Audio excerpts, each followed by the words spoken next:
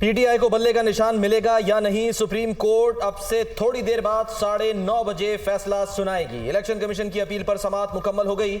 अपने साथी जज से मुशावरत करनी है। पेशावर हाई कोर्ट का फैसला बरकरार रहा तो शायद इंट्रा पार्टी इंतखाबात का सिलसिला खत्म हो जाएगा। चीफ जस्टिस ऑफ पाकिस्तान के रिमार्क्स।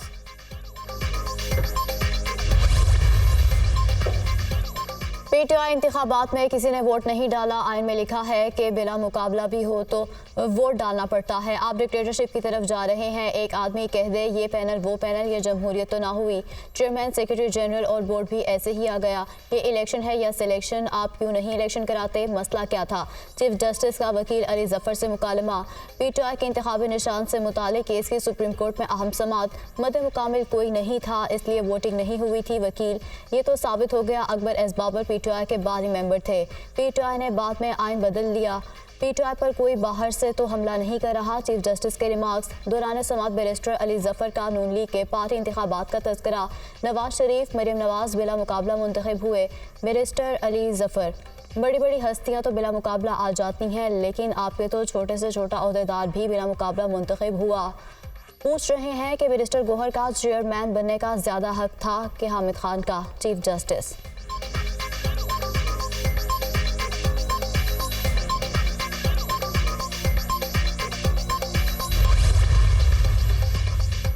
पीटीआई कहती है इलेक्शन कमीशन ने दोहरा मयार इख्तियार किया। एएनपी को इंट्रा पार्टी इलेक्शन बाद में कराने का कह दिया। एएनपी को शायद लॉ एंड ऑर्डर की वजह से 10 मई तक का वक्त दिया गया। जस्टिस मसरत हिलाली के रिमार्क्स। इलेक्शन कमीशन ने इंट्रा पार्टी इलेक्शन के मामले पर 13 सियासी जमातों की रजिस्ट्रेशन खत्म की। अवामी नेशनल पार्टी के 5 साल अभी पूरे नहीं हुए। वकील ईसीपी मखदूम अली खान का जवाब।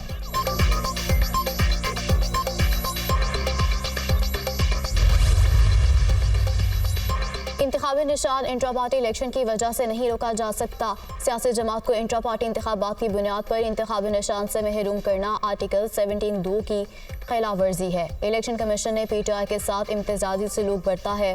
इलेक्शन कमीशन ने तहरीक इंसाफ के साथ जानिबदाराना और बदनीयती पर मबनी सलूक किया। पीटीआई के किसी रुकन ने इंट्रा पार्टी इंतखाबात चैलेंज नहीं किए।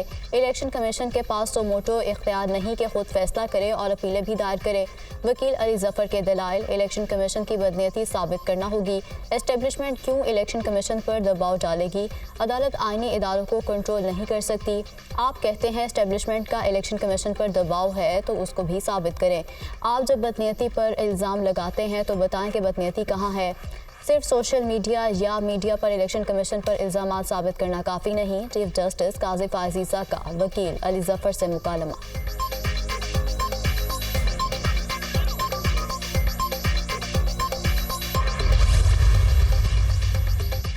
पीटीआई सिर्फ इल्ज़ाम तराशी और सियासी ड्रामा करना चाहती है तो इदारे कमज़ोर होंगे। पीटीआई अपनी हुकूमत वाली इस्टेब्लिशमेंट का जिक्र नहीं करती। उस वक्त सब ठीक था।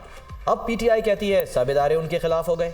क्या पीटीआई ने खुद चीफ इलेक्शन कमिश्नर का तकर्रुर नहीं किया? सोशल मीडिया पर इल्ज़ाम तराशी से तमाम इदारों का नुकसान होता है। माजी में इस्टेब्लिशमेंट का किरदार बिल्कुल वाज़ेह और सख्त तरीन रहा। हमें तमाम इदारों की ज़रूरत है जिनको मजबूत करना होगा। अकबर एस बाबर बानी रुकन थे, वो पसंद नहीं तो अलग बात, लेकिन उनकी रुकनीत तो थी। आपका एक बानी रुकन कह रहा है कि इलेक्शन नहीं लड़ने दिया गया। अकबर एस बाबर को सपोर्ट हासिल नहीं थी तो वो हार जाते। ऐसा नहीं हो सकता कि कागज़ का टुकड़ा पेश करके कहा जाए इलेक्शन हो गए। Chief justice.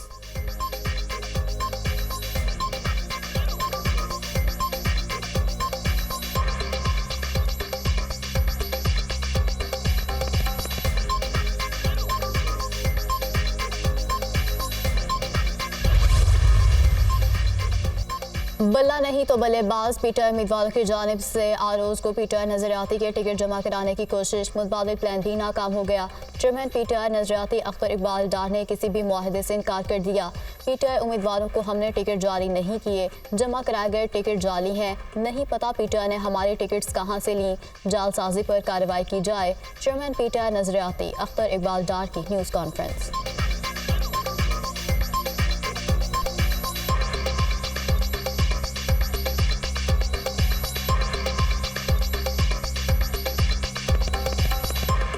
पीटीआई के उम्मीदवारान पीटीआईएन के टिकट लेके आरोज के पास जा रहे थे, तो ये मुझे बड़ा अजीब फील हुआ कि ये इन्होंने ये टिकट्स कहाँ से लिए और हालांकि PTIN के जो हमारे अपने उम्मीदवारान हैं उनको मैंने खुद टिकट इशू किए और मेरी समझ से बाहर है कि ये इन्होंने टिकटें कहाँ से ड्राफ्ट करवाई, ये फौजी का काम इन्होंने किया। तो you should ask from them कि इन्होंने क्यों किया और कैसे किया। इलेक्शन कमीशन ने एक ऑर्डर भी इशू किया है और ये बड़ा उसने बात को वाज़ह कर दिया है कि किसी पार्टी का रुकन, किसी पार्टी का उम्मीदवार किसी पार्टी का प्लेटफॉर्म इस्तेमाल नहीं कर सकता।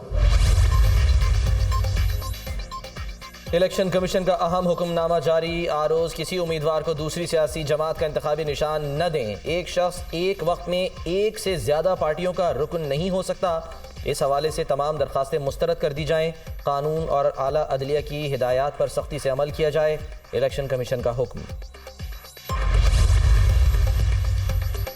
इलेक्शन कमीशन की जानिब से पार्टी टिकट जमा कराने के मुकर्रर औकात में 3 बार तोसी। उम्मीदवारों को रात 10:30 बजे तक इंतखाबी टिकट रिटर्निंग अफसरान को जमा कराने की मोहलत। इलेक्शन कमीशन को भी आइंदा की हिकमत अमली के लिए सुप्रीम कोर्ट के फैसले का इंतजार।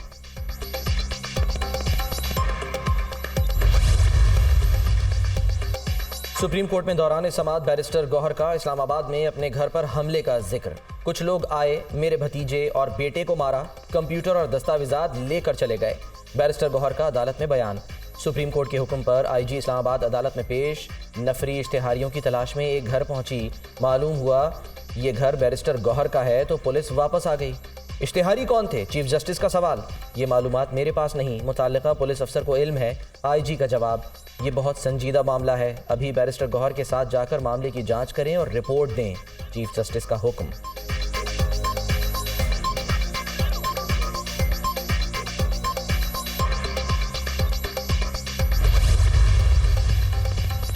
अदालती हुक्म पर IG इस्लामाबाद अकबर नासिर खान की बैरिस्टर गौहर के घर आमद। घर में मौजूद अफराद से मुलाकात करके शिकायत सुनी।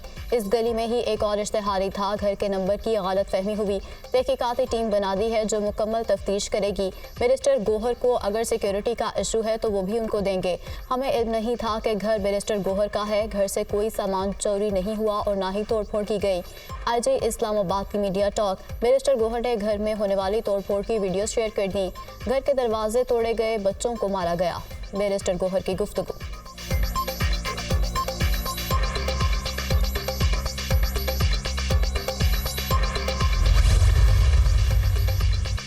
इलेक्शन कमीशन ने ANP को लालटेन का इंतखाबी निशान अलॉट कर दिया। ANP 10 मई तक इंट्रा पार्टी इंतखाबात कराए। इलेक्शन कमीशन की हिदायत। अवामी नेशनल पार्टी को इलेक्शन कमीशन की जानिब से 20,000 रुपए जुर्माना आयद।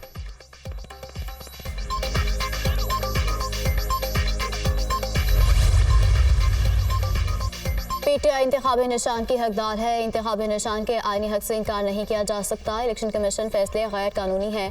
PTI का सर्टिफिकेट वेबसाइट पर जारी किया जाए। पेशावर हाई कोर्ट ने PTI इंट्रा पार्टी इंतखाबात और इंतखाबी निशान केस का मुख्तसर तहरीरी फैसला जारी कर दिया। मुख्तसर फैसला जस्टिस अरशद अली ने तहरीर किया। अदालत ने खुद को 2 सवालात तक महदूद रखा। पहला सवाल ये कि क्या पेशावर हाई कोर्ट में केस काबिल समाअत है? क्या इलेक्शन कमीशन के पास इंट्रा पार्टी पर फैसले का इख्तियार है? इंतखाबात खैबर पख्तूनख्वा में हुए और इलेक्शन कमीशन सूबे में भी है। सुप्रीम कोर्ट फैसलों की रोशनी में इस्लामाबाद हाई कोर्ट के साथ पेशावर हाई कोर्ट के पास भी इख्तियार है। इलेक्शन एक्ट के सेक्शन 209 के मुताबिक इलेक्शन कमीशन के पास इख्तियार नहीं।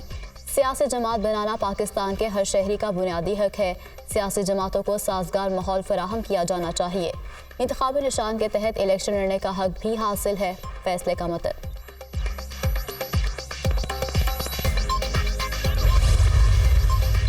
शेर के शिकार के लिए निकलते हो तो बल्ला इस्तेमाल नहीं होता, तीर ही काम आता है। तो अब शिकार का मौसम है और मेरे शिकार का मौसम है और हमने इस शेर का शिकार करवाना है। आप अगर किसी भी सियासी जमात को देखें, आप मुझे बताएं, उनमें कोई दिलचस्पी है आपका मसाइल हल करने का? उनका सिर्फ शौक अगर है उस कुर्सी का और उस कुर्सी के लिए जिस तरीके से वो उन्होंने सियासत को जाती दुश्मनी में तब्दील कर दिया है, इसका नुकसान मुल्क का हो रहा है, इसका नुकसान आपका हो रहा है। शेर के शिकार के लिए बल्ला नहीं, तीर काम आता है। ये शिकार का मौसम है, हमने शेर का शिकार करना है। एक सियासी जमात जेल से बचने और दूसरी अपने लीडर को जेल से निकालने के लिए इलेक्शन लड़ रही है। हम मुल्क को मुश्किलात से निकालने के लिए इलेक्शन लड़ रहे हैं। बाकी सियासी जमातों को सिर्फ कुर्सी का शौक है। पीपल्स पार्टी न सिर्फ वफाकी हुकूमत बनाएगी बल्कि सूबाई हुकूमत भी बनाएगी। पीपल्स पार्टी एक जियाला वज़ीर आला पंजाब बनाएगी। हमारा मुकाबला किसी सियासी जमात या सियासतदान से नहीं, हमारा मुकाबला गुर्बत, महंगाई और बेरोज़गारी से है। Peoples Party chairman Bilawal Bhutto का बहावलपुर में जलसे से खिताब।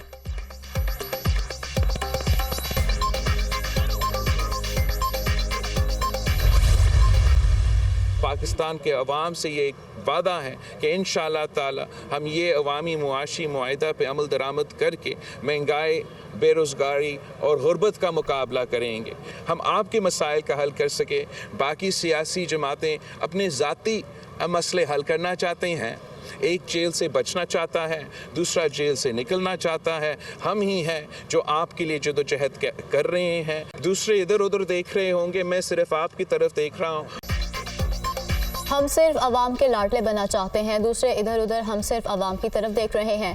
पीटीआई के कारकुनों पर तरस आता है कि उनके लीडर्स कैसा कमज़ोर केस लड़ रहे हैं। काश बानी पीटीआई मुआशी और इंतखाबी इस्लाहात लाने में हमारा साथ देते। मुल्की मसाइल का हल सिर्फ पीपल्स पार्टी के पास है। Chairman Peoples Party Bilawal Bhutto की मुल्तान में media talk.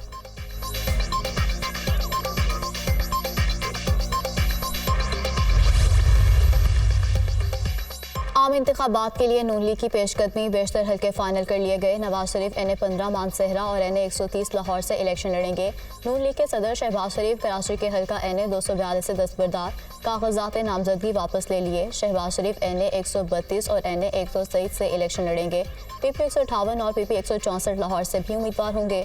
Maryam Nawaz NA 119 और PP 159 से इंतखाबात में हिस्सा लेंगी। NA 118 और PP 147 से हमजा शहबाज सियासी मैदान में उतरेंगे। NA 120 से सरदार अयाज सादिक, NA 121 से शेख रोहिल असगर और NA 122 से ख्वाजा साद रफीक उम्मीदवार होंगे।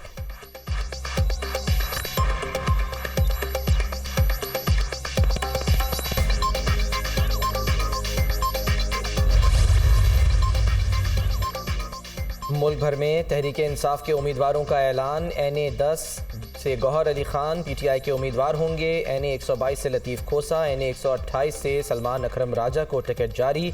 NA 58 से अयाज अमीर, NA 129 से मियाँ अजहर को टिकट दे दिया गया। NA 130 से यास्मीन राशिद, NA 118 से आलिया हमजा उम्मीदवार होंगी। NA 126 से मलिक करामत खोकर और NA 127 से ज़हीर अब्बास खोकर PTI के उम्मीदवार होंगे।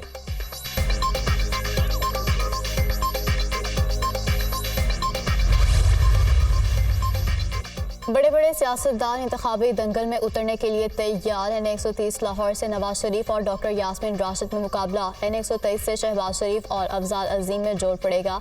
NA 127 लाहौर में बिलावल भुट्टो और अतातार मद्दे मुकाबिल होंगे। NA 122 में साद रफीक और लतीफ़ खोसा में जोड़ पड़ेगा। NA 149 में आमिर डोगर और जहांगीर तरीन मद्दे मुकाबिल होंगे। NA 248 में खालिद मकबूल सिद्दीकी और पीपल्स पार्टी के हसन खान का टाकरा। NA 241 में फारूक सत्तार और खुरमशेर जमान में जोड़ पड़ेगा। NA 44 DI खान में फजल रहमान और फैसल करीम कुंडी मद्दे मुकाबिल। NA 264 पर अख्तर मैंगल और नवाबजादा जमाल रईसानी आमने सामने।